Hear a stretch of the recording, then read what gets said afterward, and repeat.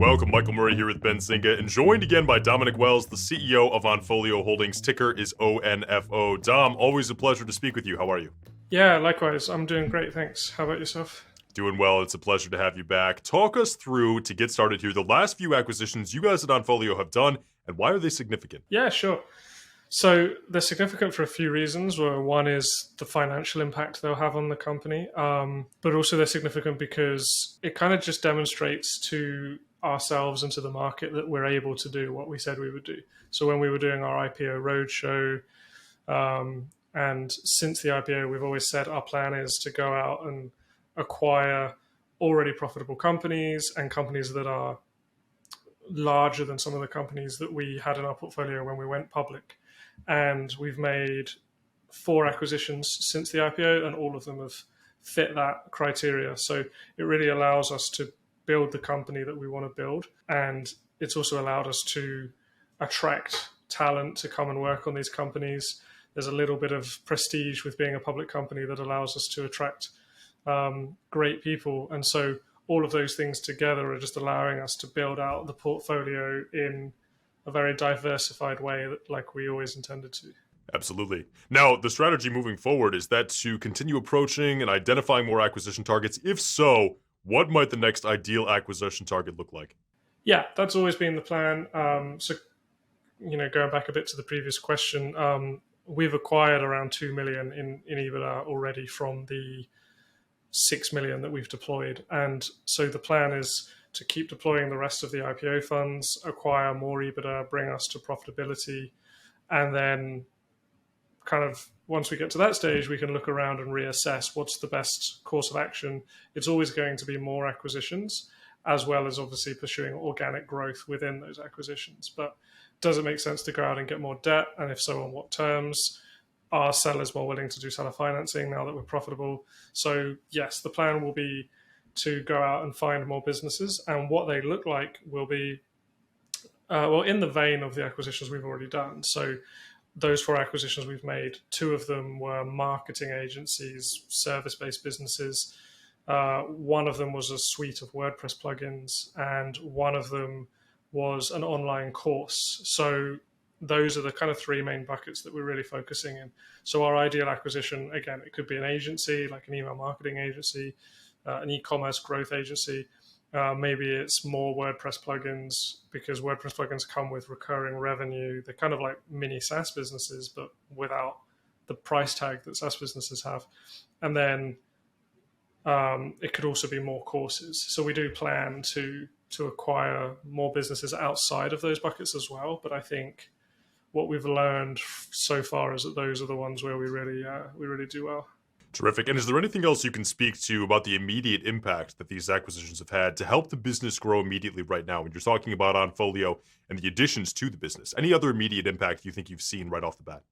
Yeah, I mean, like I said, financially there is an immediate impact because these businesses are already profitable. They're not seed investments. They're not businesses where we need to wait a long time to actually receive that revenue. The revenue comes into our bank account day 1, day 2. So sure, there's a little bit of integration that needs to take place, handing over the old CEO to the new CEO and so on. But there's an immediate impact to the bottom line, which is really, I think that's probably the most exciting thing for investors as well. Absolutely. And Dom, a final question for you. Last time we spoke, we were talking about AI, GPT-4. It just released a few days ago. Let's talk about the GPT-4 and how it compares to GPT-3, the updates here and any changes you may have seen. Any new moves that you're planning to make in the AI space, especially based around this headline?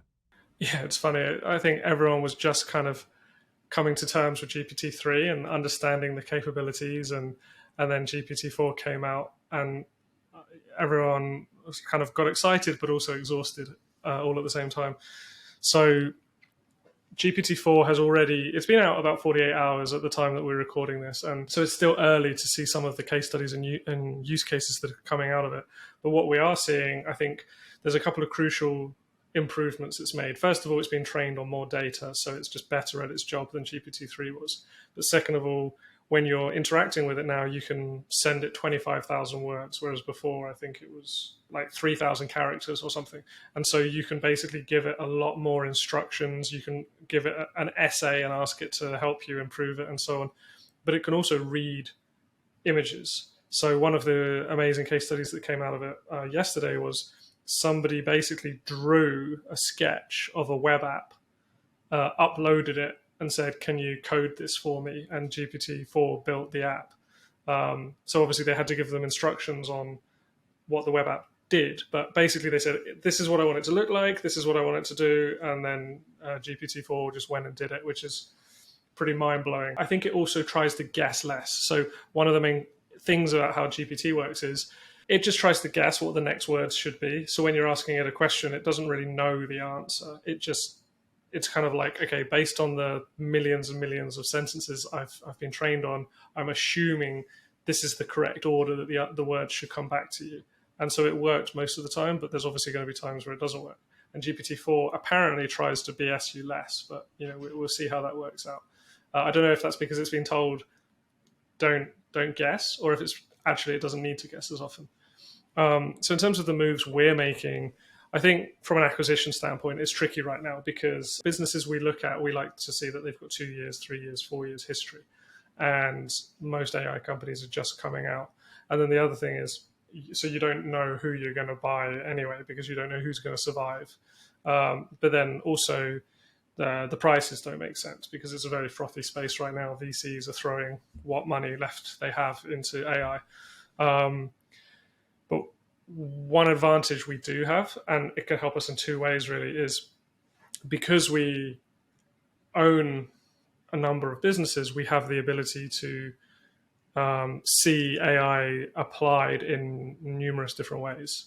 And we also have the ability for us at the parent company level, well, myself and our COO and a few other people, to actually dive deep on AI and think, okay, what use cases are there for our own business? Can we save expenses over here? Can we innovate over there? Can we improve productivity across everything? Rather than just seeing a use case and thinking, I only have one business, how can I apply this to me? And that also allows our CEOs to focus on their main job, which is just running the business. It's a huge distraction trying to learn AI. And so us at the parent company level can learn and disseminate that information down to the lower level and let the CEOs benefit from it without, being distracted.